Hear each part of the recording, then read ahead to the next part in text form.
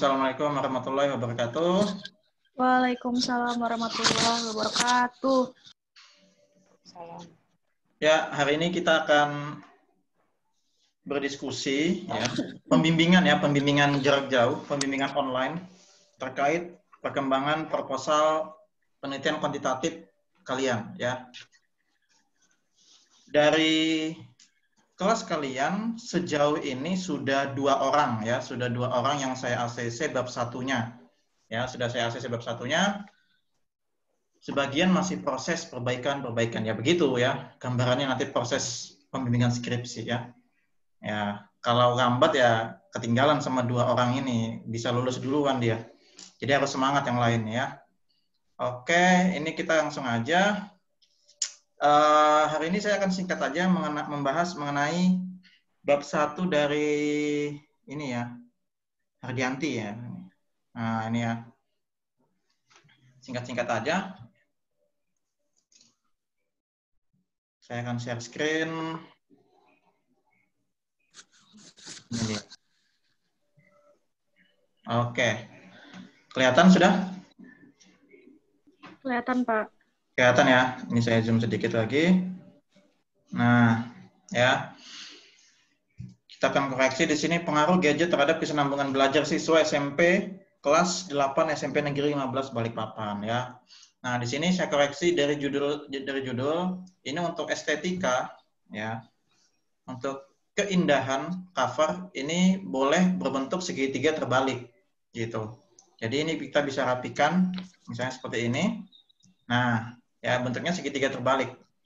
Andai kan tulisannya judulnya panjang ya sampai 3 baris gitu ya. Jelas segitiga terbalik begini. Ya. Atau beberapa orang bilang piramida terbalik, tapi versi saya segitiga terbalik ini. Ya, segitiga terbalik. Nah, begini segitiga. Gitu ya. Oke, itu dari judul. Ini sudah rapi lah. Sudah rapi. Nah, yang saya komentari di sini, nah ini. Kemarin ada beberapa dari kalian ini nulis bab 1 pendahuluan itu di rata kiri.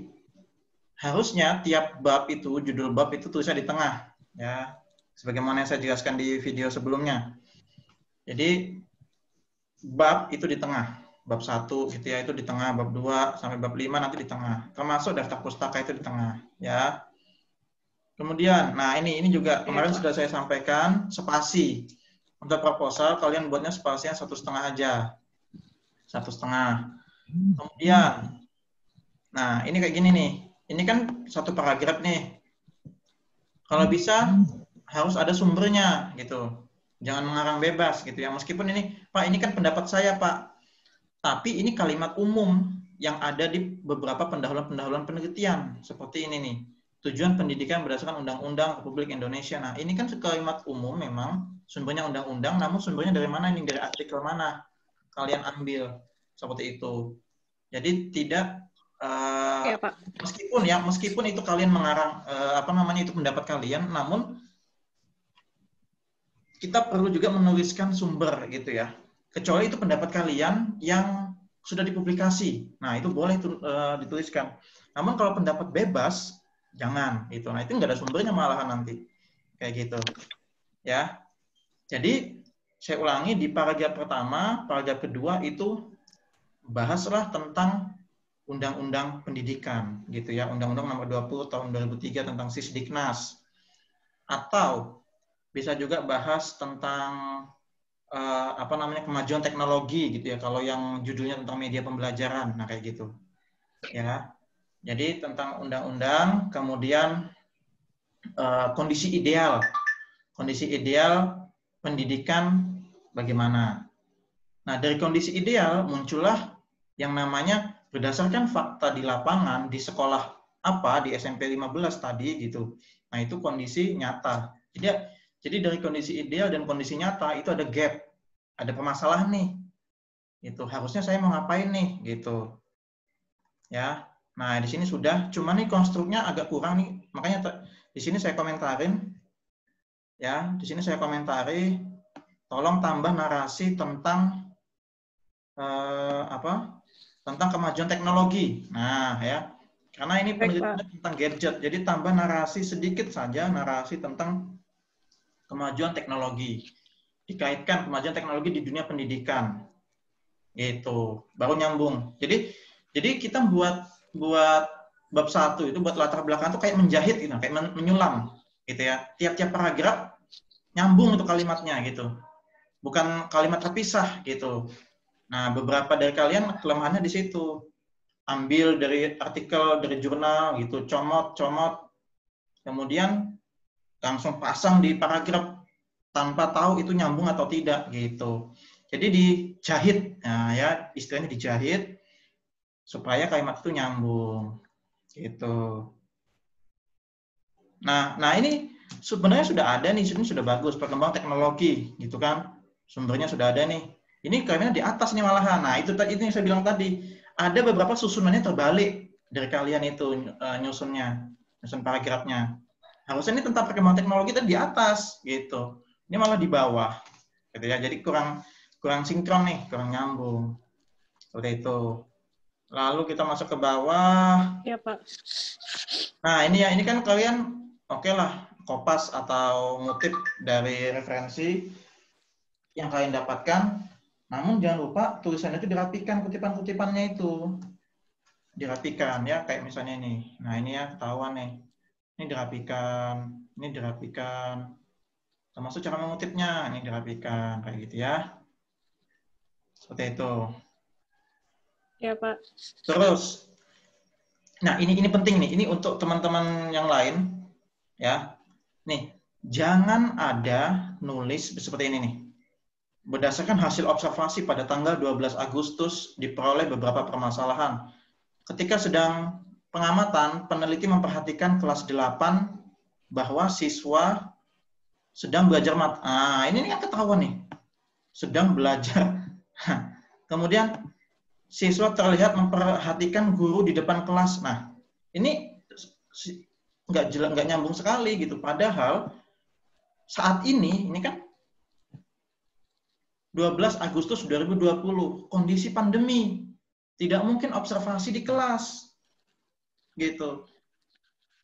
Jadi, ya ini kan karena kondisinya tidak normal, jadi jangan observasi di kelas. Nggak ada istilah seperti ini. Gitu. Ganti aja kalimatnya, misalnya berdasarkan hasil wawancara dengan guru, nah kayak gitu. Berdasarkan hasil wawancara dengan guru pada tanggal 12 Agustus 2020, nah kayak gitu diganti. Jadi jangan observasi di kelas. Nanti malah pembacanya bingung. Wih, kok Agustus sekolah masuk ya, SMP 15 masuk ya. Nah, ini 23 Agustus juga nih. Nah, itu jadi disesuaikan dengan kondisi nyata sekarang ini gitu loh. Bisa dipahami ya? Iya, Pak, siap. Ya, kayak gitu. Jadi disesuaikan kondisi nyata, kondisi pandemi seperti itu. Kemudian kita lanjut ke identifikasi masalah. Jangan langsung menuliskan seperti ini. Pengaruh metode belajar, pengaruh gadget menyebabkan, pengaruh gadget mempengaruhi. Ingat, ini masih proposal, belum melakukan penelitian. Jadi, belum dapat diketahui berpengaruh atau tidak. Jadi, jangan ditulis di identifikasi masalah. Jangan ada seperti itu. Identifikasi itu kayak misalnya gini, oh siswa suka kecanduan main gadget, misalnya. Oh, siswa menyalahgunakan gadget di saat pembelajaran jarak jauh. Kayak gitu. Ya, jadi jangan ditulis berpengaruhnya di sini, jangan. Karena belum penelitian. Masih latar belakang nih, belum penelitian. Kayak gitu. Oke? Batasan pilih salah satu. Baik, Pak. Saya ingin mengambil, atau peneliti, nggak pakai saya ya. Peneliti akan membatasi masalah mengenai gadget, pengaruh gadget terhadap kesinambungan belajar. Oke, rumusannya sudah benar. Nah, ini catatan aja ini rumusannya cuma satu itu nggak apa-apa. Tapi kalau mau ditambah boleh. Apakah faktor yang menyebabkan? Silahkan.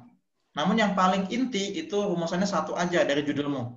Apakah atau seberapa besar pengaruh penggunaan gadget? Itu aja intinya. Namun kalau mau ditambah faktor penyebab, itu boleh. Ya, itu boleh. Sunnah, ya hukumnya sunnah. Tujuan, manfaat, ini sudah lumayan lah. Sudah sedikit lagi saya ACC ini, sedikit lagi. Baik, Ya, Pak. itu. Ya, Pak. Oke, barangkali ada pertanyaan kalian secara umum dari kalian semua, silakan.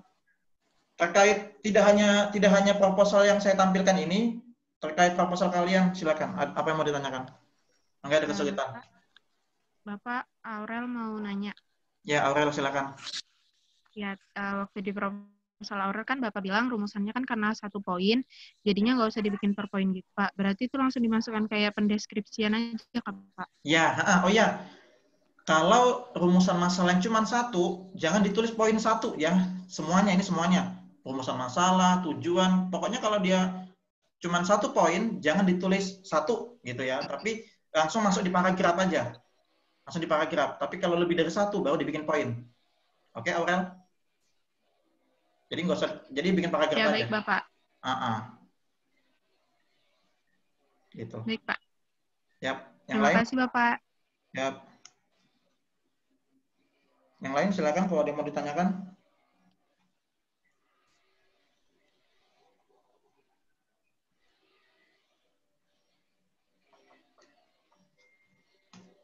Sekarang kita ke siapa ini? Oh, ini bab 2.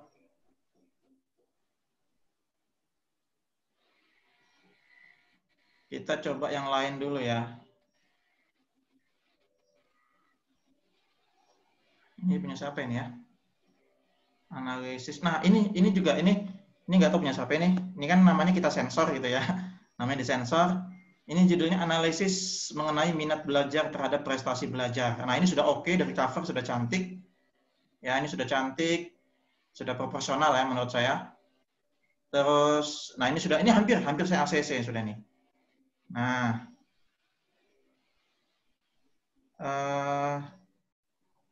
ini permasalahannya nah gini. Ini ada kalimat lepas nih. Nih perhatikan, ketika menulis, hati-hati paragraf yang kalimatnya lepas kayak gini nih. Apalagi di awal paragraf, ya.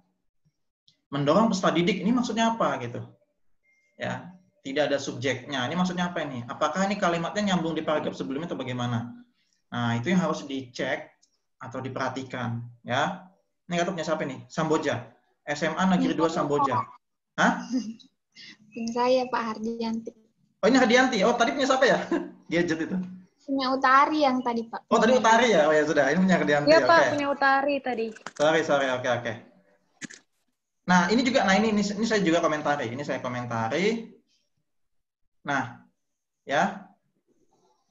Ada beberapa paragraf yang terbalik gitu loh. Ini Hardianti kalau misalnya sudah bahas tentang minat di atas, ya lanjutannya minat. Gitu. Jangan minat kemudian kemana lagi gitu. Jadi nyambung gitu. Jangan lompat-lompat. Gitu. Ya. Lalu nah ini juga identifikasi masalah yang saya lihat ini terlalu umum gitu ya. Ini coba kita baca sama-sama. Minat belajar siswa Samboja rendah. Nah, ini kan terlalu umum. Siswa Samboja, wih bahaya sekali nih. Padahal Hardianti maunya siswa SMA Negeri 2, kan gitu ya. Nah, ini hati-hati di sini. Kemudian, guru belajar daring namun tetap merasa membosankan. Ini kalimat ini gimana nih? Ini kurang efektif ini. Ini kayak anak bahasa ini harusnya bisa membuat kalimat efektif nih. Guru belajar daring namun tetap merasa membosankan. Siapa yang merasa membosankan? Kan gitu. Keterampilan berbicara masih kurang. Keterampilannya siapa? Nah, kayak gitu loh. Jadi masih tidak bahasanya ini? Kalimat tidak efektif ya, kalau di bahasa Indonesia itu ya. Jadi ini diperbaiki nih kalimat-kalimatnya ini ambigu. Wah, ambigu ya. Ini kalimat ambigu. Itu. Kemudian batasannya sudah oke. Nah, ini batasannya cuma 1 aja ya, tentang minat terhadap prestasi oke, rumusan oke. Nah, yang salah di sini nih. Manfaat. Nah, manfaatmu ini di sini cuma 2, bagi siswa sama bagi sekolah. Nah, sebagaimana contoh teman yang sudah saya ACC, jadi bikin manfaatnya itu kayak gini nih. Ini sudah saya tulis, sudah saya komentari. Bikin manfaatnya secara teoritis. Secara teoritis itu bagaimana? Oh, kamu mendukung teori atau menolak teori? Terus yang kedua, secara praktis. Secara praktis itu ya untuk siswa, untuk guru, untuk sekolah, untuk peneliti. Nah, itu. Jadi ini, ya, manfaat penelitian itu ini. Ini yang sesuai pedoman skripsi kalian. Gitu. Ya, semuanya ya, ini untuk semua, tidak hanya untuk Hardianti. Untuk semua bagi yang belum mengumpulkan revisiannya. Untuk semua. Oke? Baik, Bapak. Ya, sesi kedua, ada yang mau ditanyakan tidak?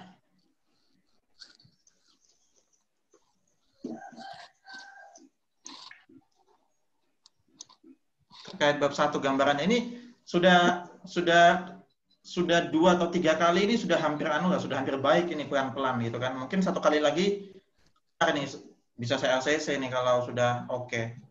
Sedikit aja sudah komentarnya gitu ya. Beda dengan yang pertama-pertama itu kan. Banyak banget itu komentar-komentar saya itu kan. Banyak banget. Nah, ini kan sudah makin ke sini makin kan.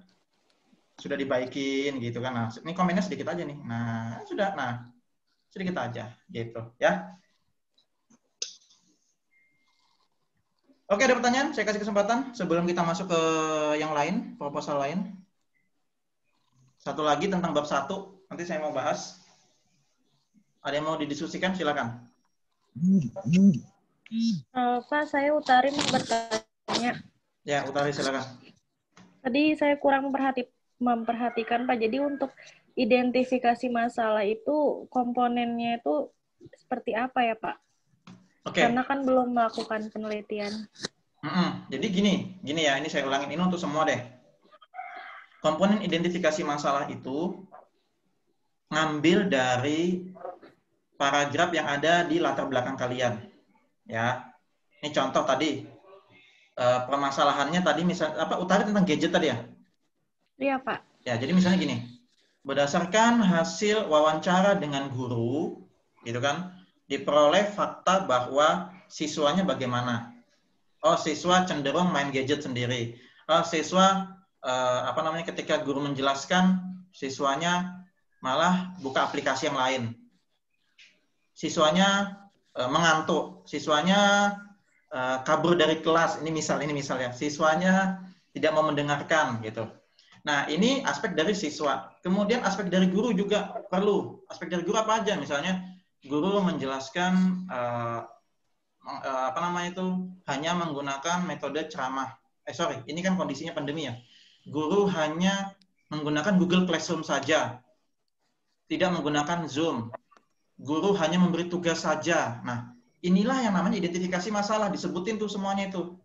Tadi dalam bentuk paragraf, kemudian diidentifikasi masalah, kalian sintesa menjadi poin-poin. Kayak gitu. Bisa dipahami? Jadi pengambilan poin dari paragraf latar belakang ya, Pak? Iya, lebih dijadiin poin gitu. Baik, Pak. Poin-poin permasalahannya, iya. Nah, seperti itu. Bisa juga gini, itu kan tadi berdasarkan fakta di lapangan. Bisa juga berdasarkan kondisi ideal gitu. Identifikasi masalah bisa muncul dari kondisi ideal. Kayak misalnya, tuntutan pemerintah untuk guru lebih inovatif. Nah, misalnya kayak gitu. Ini misal gitu ya, guru menggunakan media pembelajaran jarak jauh. Nah, itu bisa identifikasi masalah, bisa masuk. Nah, dari situ, misalnya tadi ada 7 poin. Ada 7 poin identifikasi masalah. Kalian pilih salah 1 atau 2 untuk menjadi batasan masalah. Oh, dari 7 itu aku tertarik untuk mengetahui pengaruh gadget terhadap kesinambungan belajar. Sudah 1 itu batasan. Kayak gitu. Ya? Ya, Pak. Baik. Terima kasih, Pak. Oke, bisa dipahami ya. Yang lain juga seperti itu. Sebelum ngirim revisiannya. Oke, satu lagi kita cek. Kita cek ini punya siapa nih? Mau nanya. Oh, mau nanya, silakan. Pak, saya belum ada revisi sih, Pak. Cuman ini habis ini saya mau kirim ke Bapak. Sebelumnya, saya itu ada sumber, cuman Bapak tulis jadul. Sumbernya tahun 1993. Nah, ya, jadul itu. Kalau nggak ada gimana, Pak? Kalau nggak ada yang lain? Nggak ketemu sih, Pak, sumber yang agak muda, yang di atasnya itu 2000-an nggak ketemu, Pak. Enggak, itu dapatnya dari mana? 93 itu dapat dari mana? Kamu punya bukunya atau ambil dari artikel? Artikel sih Pak, Nah, kayaknya. Heeh, ada di sini. gini. Kalau ngambil dari artikel, tulisnya sumber kutipan kedua gitu. Jadi siapa sumbernya siapa? 93 itu. Tarigan Pak. Tarigan apa? Tarigan Ah, jadi gini, 1993. Tarigan 93. Oke. Artikelnya siapa? Artikelnya siapa itu? Namanya, nama penulis artikelnya. Lupa Pak. Kebanyakan artikel Pak. Kebanyakan Nanti artikel. saya cari dulu. Ya, oke, misal nama penulis artikelnya itu Suci Aulia misalnya gitu ya. Ya. Berarti Tarigan buka kurung gitu kan? Aulia 2020 kayak gitu. Tarigan buka kurung. Oh gitu Pak ya, baru nama penulis. Ya, jadi Nama pembuat artikelnya Pak ya? Iya, nama pembuat artikelnya gitu. Jadi Tapi jangan tahunnya yang tetap 93 kok Pak? jangan tahun ini, tahun artikelnya. Oh. Jadi kamu ngutip artikel ceritanya gitu.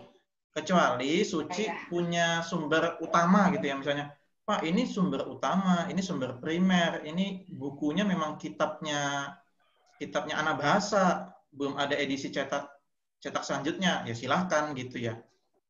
Beberapa ada yang kayak gitu ya, di luar negeri pun juga begitu. Namun kalau memang kamu tidak ada sumber primernya, ya pakai jurnal itu aja, pakai artikel itu, enggak apa-apa. Jadi boleh seperti itu ya, boleh Tarigan buka kurung Aulia 2020 atau Tarigan dalam Aulia, nah kayak gitu boleh. Boleh seperti itu. Ya, boleh seperti itu. Ya. Oke, jelas ya? Terima kasih Pak. Ya, kita ke bab 1 yang terakhir nih. Ini yang kemarin. Jadi 2 harian ini ada berapa ya? Ada 4 orang yang mengirim bab 1. Nah, ini kita koreksi sama-sama. Dan 1 orang yang ngirim bab 2. Wah, ini yang sudah saya ACC berarti kan. Nanti kita koreksi bab 2 juga. Ini ada orangnya nggak ya di sini? Oh, nggak ada ya? Panggil. Nggak ada Pak kayaknya Iin. Iin ya? Panggil tuh. WA. Nanti kita koreksi bab 2-nya juga. Ya. Ini untuk pelajaran kalian semua juga. Oke, ini punya Sabin, analisis hubungan antara minat dan hasil. Oke, ini sudah bagus. Ini covernya yang sudah cantik. Oke, cover tuh sip, sudah jadi. Ini sudah jadi. Nah, ini saya senang nih. Ini nggak tahu punya siapa nih? Ada yang di sini punya siapa nih kira-kira nih? Siapa nih ya? Bab 1 hubungan. Hubungan itu Ayu Lestari. Ada Ayu Lestari kah?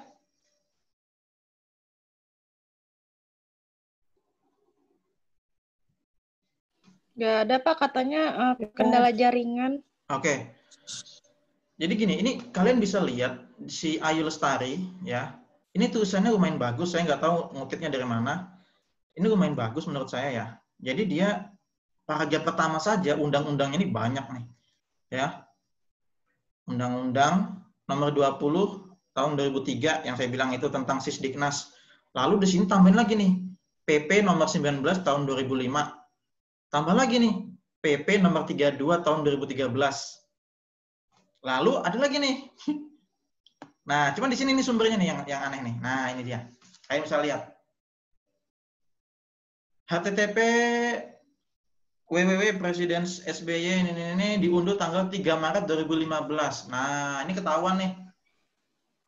Kemungkinan besar yang bersangkutan mengambil dari artikel orang tahun sekian gitu. Kemudian sumbernya itu ya tahun 2015 gitu. Nih. Diunduhnya 2015 itu. Dan ini kan lama ya sebenarnya. Ya, entah itu dari daftar pustaka orangnya ataukah dari pendahuluannya. Ya, saya nggak tahu nih. Makanya nanti kita bisa konfirmasi ke orang yang bersangkutan. Kemudian ini sebenarnya bagus, hanya saja ini gini, saya sudah komentar ke kalian ya. Untuk penulisan jangan disingkat-singkat nih. Jangan UU NO 20/2003, jangan. Tulislah Undang-Undang Nomor 20 Tahun 2003 tentang Sistem Pendidikan Nasional. Nah, kayak gitu. Peraturan pemerintah nomor 19 tahun 2005 tentang Standar Nasional Pendidikan. Nah, kayak gitu. Jadi jangan PP NO 19/ gitu, jangan. Itu koreksinya. Bagus itu tulisannya, cuman ya itu tadi jangan disingkat-singkat. Gitu. Apalagi undang-undang ya, jangan disingkat-singkat. Kemudian nah ini juga ini sama kayak si siapa tadi tuh? Suci tadi ya. Nasution 95. Ini kali ini belum lahir gitu loh pemasarannya gitu kan. Enda tuh sudah lihat apa belum ya? Belum, Pak. Belum, Gitu. Pak. Sudah lah, kan saya bilang, ayolah kita cari referensi terkini 10 tahun terakhir gitu. Itu buku atau 5 tahun terakhir jurnal kayak gitu. Nasution 95 apalagi nih? Oh iya, ini apalagi yang bahasa Indonesia ini kalian ya. Coba cari di jurnal kita, jurnal Prodi itu titipannya Pak Kiftian ya. Jurnal Bahasa Taka. Coba cari, itu banyak tulisan-tulisan di situ. Kutip di situ. Jurnal Bahasa Taka kan terbaru itu loh. Edisi berapa, Bro? 2018 ya? Dari 2018 tuh terbaru 2 tahun terakhir. Nah, silakan gitu ambil dari situ. Sebenarnya nggak salah ya, sekali lagi nggak salah tahunnya 95 selama kalian punya sumber primernya. Itu. Cuman kalau tidak punya ya wes jangan gitu, mending ambil dari sumber artikelnya aja gitu. Kutipan kedua juga nggak salah gitu loh, nggak masalah itu. Ya. Seperti itu. Kemudian ini sudah oke.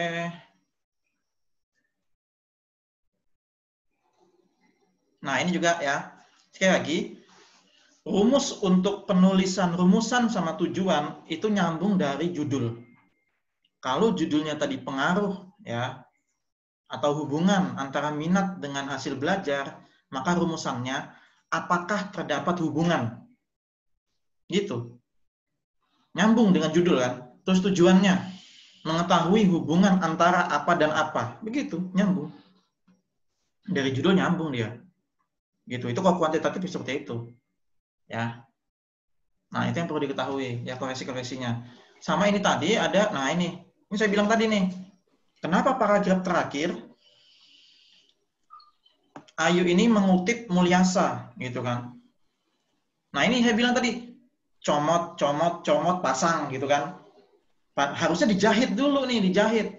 Ini maknanya apa nih ditaruh di paragraf terakhir? Padahal yang saya sampaikan di paragraf terakhir latar belakang itu kalian tulis 2 paragraf terakhir ya. Dua paragraf terakhir itu tulis gini. Penelitian relevan itu apa sih? Ya, atau penelitian sebelumnya yang terkait dengan judul kalian. Sama tulis juga pentingnya kalian meneliti begitu. Itu aja 2 paragraf terakhir. Nggak usah lagi tentang Mulyasa apa ini. Learning resources adalah semua sumber baik berupa data. Nggak usah lagi. Paragraf terakhir kok begini. Mulyasa 2003 gitu. Jangan gitu. Ya, jangan seperti ini. Jadi ngutip serta naruh kutipannya itu diatur sedemikian rupa gitu. Nah, kemudian dijahit nyambung atau tidak dengan paragraf berikutnya gitu. Jangan asal ngambil pindah itu enggak. Gitu. Oke? Baik, Pak. Ini, Pak. Ya, itu bab 1 ya. Bab 1 sudah saya jelaskan atau kita koreksi secara live berdasarkan hasil revisian sudah 3 kali ini. Kalau nggak salah ini sudah masuk ke 3 kali revisi ya. Mungkin 1 kali lagi bisa bisa sempurna lah kalian gitu ya. Gitu ya. Barangkali ada pertanyaan sejauh ini? Sebelum kita masuk bab 2. Bapak, Ara mau nanya Pak, terkait penulisan kutipan, itu kan ada yang misalnya Mulyasa dalam kurung 2000, misalnya 2020, P18. Itu kan biasa, saya baru lihat itu pas komentar dari Bapak. Nah, tapi kalau yang selama ini saya tahu kan, kutipannya itu tahun sama halaman biasa pakai titik 2. Itu tuh ada pembenaran dari pedoman FKIP atau bagaimana Pak? Ya, jadi gini, dulu ya, zaman dahulu kala. Jadi dulu itu memang tulisannya seperti itu ya, cara mengutipnya seperti itu. Bahkan di beberapa buku juga seperti itu. Di beberapa daerah atau beberapa kampus juga seperti itu. Ya, jadi nama penulisnya, koma, tahun, kemudian titik 2 halaman gitu kan. Nah, kenapa saya mengajarkan menggunakan P gitu kan? Menggunakan P titik 15 misalnya. P itu artinya page atau halaman. Kenapa saya ajarkan itu? Saya ajarkan itu ke kalian supaya kalian itu siap nanti semester 8 untuk skripsian. Karena itu sesuai dengan pedoman penulisan skripsi di fakultas. Gitu. Sekali lagi, gaya di fakultas. Pertanyaannya adalah, Pak, apakah gaya di kampus lain itu salah? Enggak salah. Kita ngikutin gaya. Karena kalian berada di Fakultas Keguruan dan Ilmu Pendidikan Universitas Balikpapan, ya wes, ikutin itu gayanya, gaya selingkungnya yang ada seperti itu. Kita menggunakan, itu kalau di Word itu ada namanya APA style, itu ada ya. Apa, tulisannya apa, APA style, itu ada itu di situ. Nah, jadi FKIP menggunakan itu gayanya. Makanya jadi penulisannya nama, koma, tahun, P gitu ya, P itu page, berapa gitu, halaman berapa, seperti itu. Itu nggak salah ya. Yang lain pun juga nggak salah gitu. Mungkin kalian sudah ngumpulin jurnal-jurnal gitu ya, Pak, ini jurnal yang saya dapat nggak pakai halaman. Ada yang nggak pakai halaman. Nggak salah juga. Nggak salah juga itu, nggak salah. Nggak apa-apa. Gitu, nggak salah itu. Ya. Memang itu gaya yang ditetapkan atau gaya selingkung. Ya, gaya yang ditetapkan dari institusi atau lembaga atau pengelola jurnalnya itu. Coba kalian buka-buka jurnal Bahasa Taka. Saya promosin lagi nih Bahasa Taka ya. Kalian buka Bahasa Taka, itu ada gayanya juga itu. Ya bro ya, ada gayanya. Namanya template. Kalian download template-nya, itu ada gayanya. Nah, itu ada gaya penulisan Bahasa Taka bagaimana. Nah, itu kesepakatan dosen-dosen bahasa. Kalau gaya selingkung buku panduan skripsi, kesepakatan dosen-dosen FKIP seluruhnya. Kayak gitu. Ya. Baik, Bapak. Terima kasih, Pak. Oke. Terakhir kita ini bab 2 ya. Ini masalahnya gak ada orangnya sih. Tapi enggak apa-apa. Nanti suruh nonton YouTube aja dia. Ini kalian juga ini persiapan ya. Ini persiapan kalian kalau sudah saya ACC, ini persiapan bab 2. Bagaimana menyusun bab 2 ya. Bagaimana menyusun bab 2.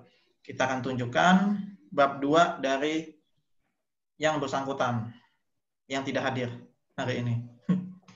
Kita tonton dia.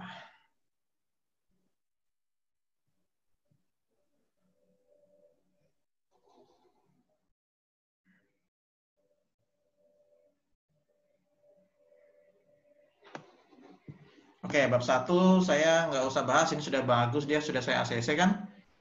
Sudah saya ACC. Paling komentar saya sedikit aja. Oh, ini tadi ini saya lupa tadi.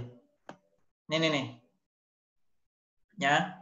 Ini koreksi juga. Jadi Elliot DKK ini ada tahunnya dalam Sugihartono 2008. Nah, ini yang saya bilang tadi, yang contohnya Tarigan tadi, jangan ditulis tahunnya. Tahunnya Tarigan atau tahunnya yang orang ini, tapi tahun yang belakang ini. Si penulis artikel atau bukunya ya, buku yang mengutip itu. Ya.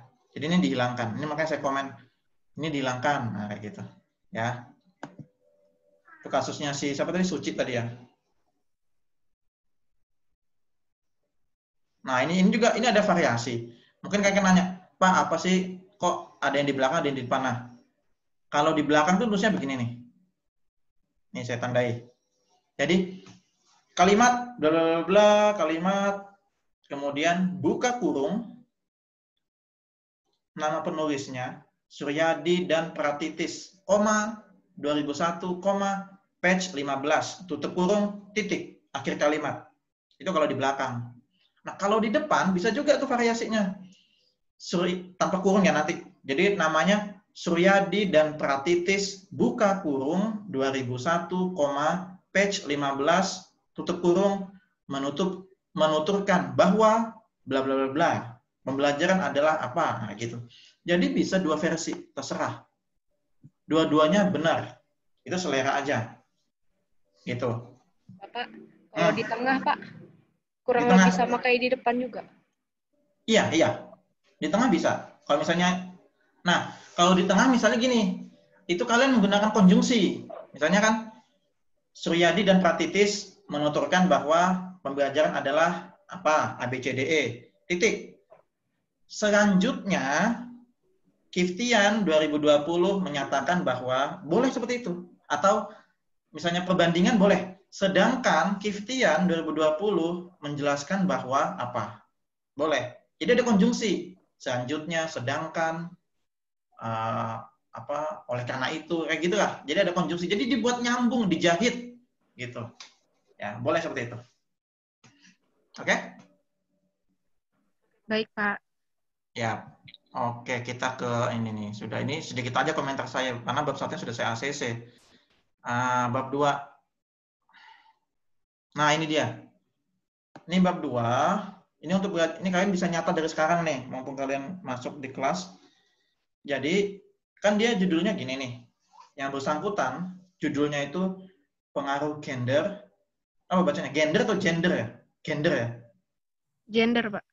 Pengaruh gender terhadap keaktifan belajar. Nah, di kajian teori, kalau bisa, ini saran saya ya. Ini kan selera ya. Saran saya, diurutkan susunannya itu sesuai dengan variabel dari judul. Pengaruh gender terhadap keaktifan. Berarti yang sub A atau sub yang 1, itu kita jelasin gender dulu. Nih. Ya. Kita jelasin gender. 1, gender. Definisinya. A, definisi. B, misalnya gender dalam psikologi. C, gender dalam pendidikan. D, indikator gender, dan seterusnya. Apa yang penting kira-kira? Nah, lalu poin kedua, sub kedua, keaktifan belajar. Nah, jadi urut ya, pengaruh gender terhadap keaktifan. Jadi gender dulu, baru keaktifan. Keaktifan, apa itu kira-kira yang dipakai? Definisi, ciri-ciri keaktifan, indikator keaktifan. Nah, bagaimana sih siswa itu dia dikatakan aktif? Ada indikatornya. Nah, kan gitu. Jadi seperti itu, nyusun bab 2 itu. Ya. Kayak gitu. Nah, itu disesuaikan dengan variabel dari penelitian kalian. Judulnya apa? Gitu. Kok tadi siapa? Utari ya tadi. Gadget terhadap kesinambungan. Oh, berarti 1 gadget. Ya kan? 2 kesinambungan. Atau misalnya sudah ada gini. Ini terkait ini lagi ya, kecintaan kita terhadap bahasa Indonesia. Kalau sudah ada padanan katanya, ya sudah pakai padanan kata. Contoh gadget itu sudah ada padanan katanya gawai, setahu saya. Jadi gawai, pakai gawai. Ya benar ya? Benar, Pak. Ya sudah ada gawai, jadi gawai. 1, gawai. Pemanfaatan gawai dalam pembelajaran. Nah, kayak gitu. Jadi disusun tuh urutannya. 2, apa tadi? Kesinambungan belajar. Nah, kayak gitu. Si Aurel itu judulnya Google Classroom. 1, media pembelajaran jarak jauh misalnya. Definisi. Kemudian bawahnya itu jenis media. Baru yang C, media pembelajaran Google Classroom. Nah, kayak gitu. Ya, itu susunan atau sistematika bab 2. Jadi ngambil dari variabel-variabel dari judul kalian. Kayak gitu. Bisa dipahami? Bisa, Pak. Ada pertanyaan barangkali sejauh ini? Nggak ada?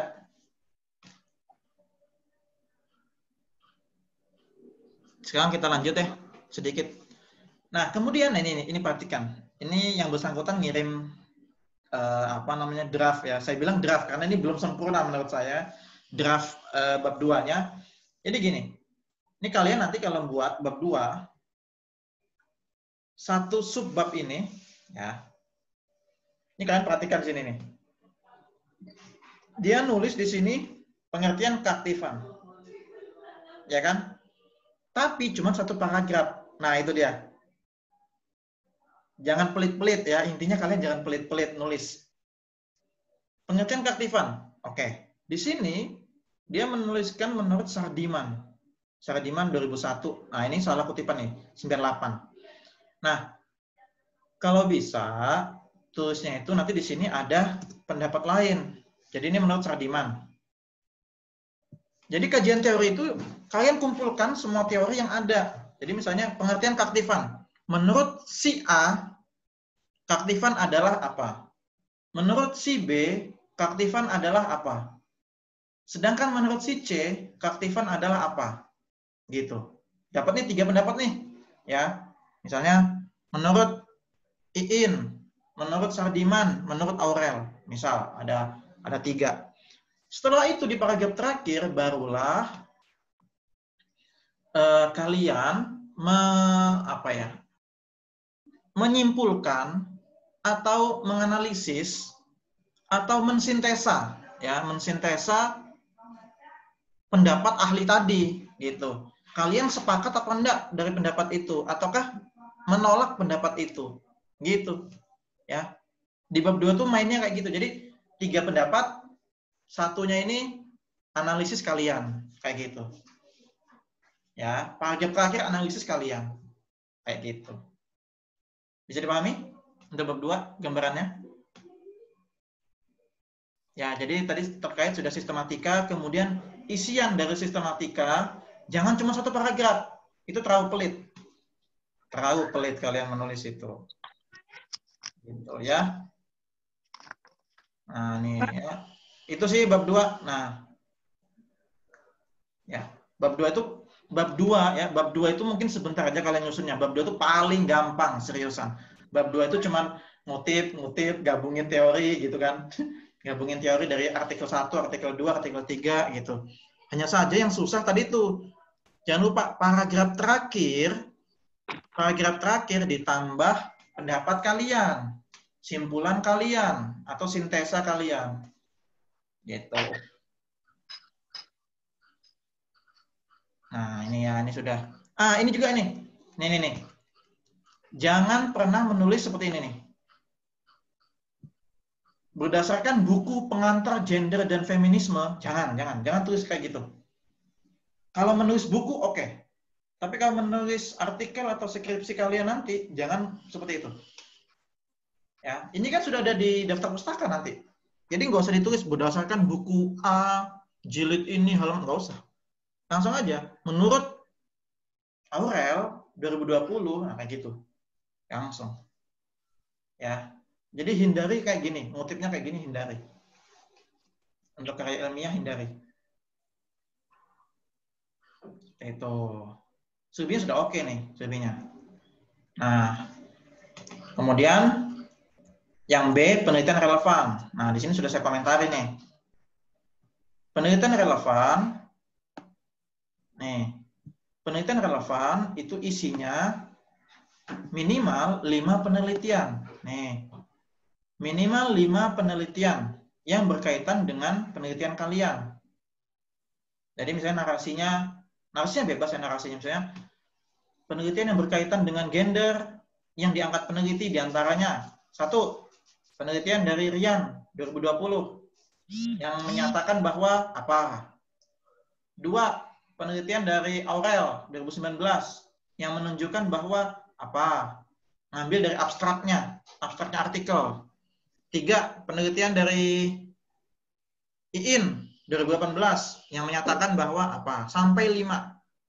Menurut pedoman penulisan skripsi di fakultas itu minimal 5. Ya, minimal 5 penelitian relevan. Kayak gitu. Ya, 5. Jadi kalian kata, Pak, saya sudah banyak ngumpulin artikel. Ya, itu malah mantap. Malah mantap itu kalian punya banyak artikel. Tinggal diseleksi aja mana yang paling mendekati 5 itu.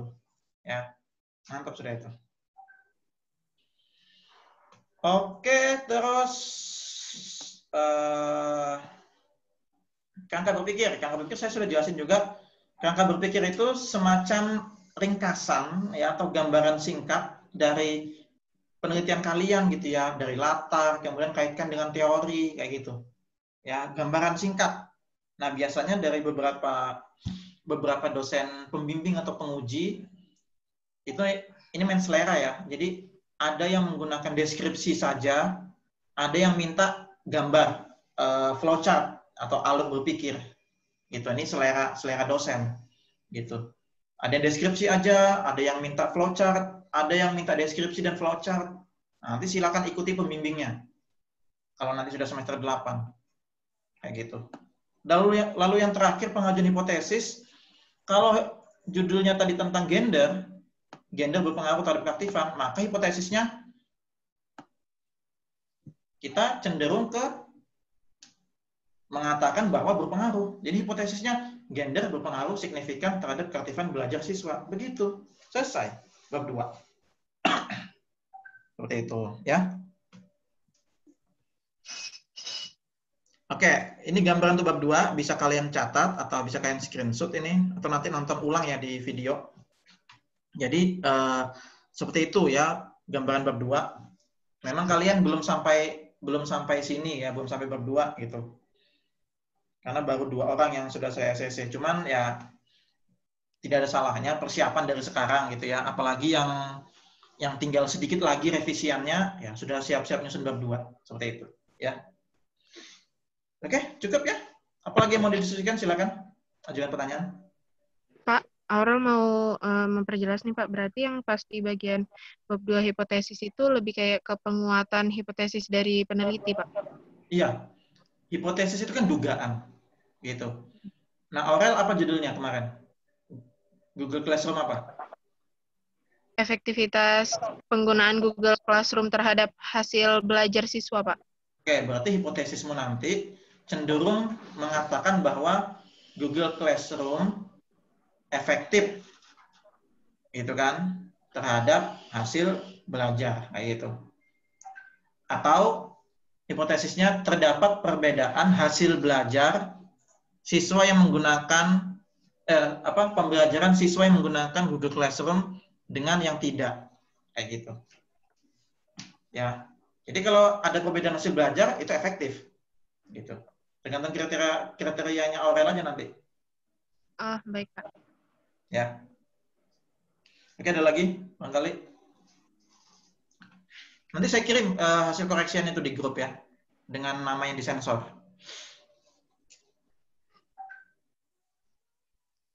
Aurel mau nanya, kemarin Aurel kirim email revisian itu masuk nggak Pak? Takutnya ada gangguan. Kapan, tanggal berapa? Kemarin Pak, hari Senin kemarin pagi. Nggak ada. Kemarin yang terakhir si ini, Ayu Lestari, itu emailnya Ayu Lestari terakhir. Nggak ada Aurel. Bukan ya, berarti Aurel kirim ulang Pak. Ya sudah, kirim. Boleh kirim email, boleh kirim lewat WA, nggak apa-apa kok. Saya bisa buka WhatsApp web kan, nggak masalah. Ya. Jadi itu tadi empat ini yang sudah saya koreksi tadi gitu. Nggak ada punya Aurel, nggak ada di email. Ya. Ya, makanya itu Aurel lihat kok nggak ada disinggung-singgung Pak, takutnya nggak masuk. Ya sudah, kirim ulang aja ya. Nanti langsung saya koreksi ya. Baik Pak.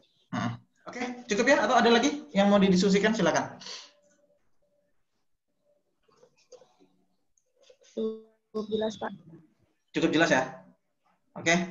Kalau gitu kita akhiri pembimbingan ya, pembimbingan online atau pembimbingan jarak jauh terkait perkembangan kalian menyelesaikan proyek ya, proyek menyusun proposal penelitian kuantitatif dari Prodi Pendidikan Bahasa dan Sastra Indonesia.